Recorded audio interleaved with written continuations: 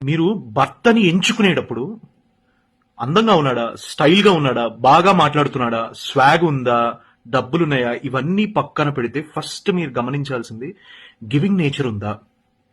ఇప్పుడు ఎవరన్నా కష్టంలో ఉండి వచ్చి ₹1 అడిగితే ₹2 ఇచ్చేంత మనసున్నవాడా కాదా. ఎందుకంటే నేను బాగా శివపార్వతుల్ని అర్థం చేసుకునే ప్రక్రియలో నాకు అర్థమైన విషయం ఏంటి అంటే, మీరు చూడండి, అమ్మవారు మంచిగా అలంకరించుకొని బంగారపు నగలు అవి ఇవి పెద్ద బొట్టు పెట్టుకుని అమ్మ ఎంత అందంగా ఉంటుందో. మరి నాన్న మెడలో రుద్రాక్షలు వేసుకొని, ఒంటి నిండా విభూతి పూసుకొని, చేతిలో త్రిశూలం పట్టుకొని, మెడలో వాసుకి వేసుకొని, కాలి శేషి నందిగా పెట్టుకొని మొత్తం తిరుగుతూ ఉంటాడు 3 లోకాలు. వాళ్ళిద్దరికి ఎంత కాంట్రాస్ట్ అపీల్స్ ఉన్నాయి. ఆవిడ ఎంత వైభవంగా ఉంటుంది, ఆయన ఎంత నిరాడంబరంగా ఉంటాడు. ఈశ్వరుడి దగ్గర ఉన్న గివింగ్ నేచర్, ఆయన దగ్గర ఏదీ ఉంచుకోడు.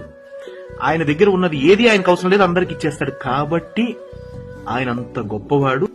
ఆయన గివింగ్ నేచరే అమ్మవారి వైభవం. ఎప్పుడైనా గివింగ్ నేచర్ ఉన్న అబ్బాయిల్ని వెతికి పెళ్లి చేసుకోండి.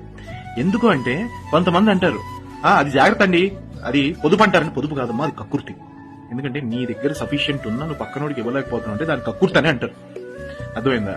కక్కుర్తి వాళ్ళకి ఎలా ఉంటుందంటే వాళ్ళకి వచ్చే పుణ్యఫలం కూడా కక్కుర్తిగానే వస్తుంది, కొంచెం కొంచెమే వస్తుంది. ఇచ్చేవాడికి ఎప్పుడు ఇన్ఫ్లో చాలా ఎక్కువ ఉంటుందమ్మా, పుణ్యఫలం లేకపోతే వాళ్ళకి వచ్చే ఇది చాలా ఎక్కువ ఉంటుంది. దోసిట్లో ఇవ్వాల్సింది కూడా పెద్ద పెద్ద డేష్యాల్లో ఇస్తాడు దేవుడు ధనాన్ని. కాబట్టి గివింగ్ నేచర్ ఉన్న వాళ్ళని, అమ్మాయినైనా అబ్బాయినైనా, వాళ్ళ గివింగ్ నేచర్ ఉందా లేదా అబ్జర్వ్ చేసి పెళ్లి చేసుకోండి.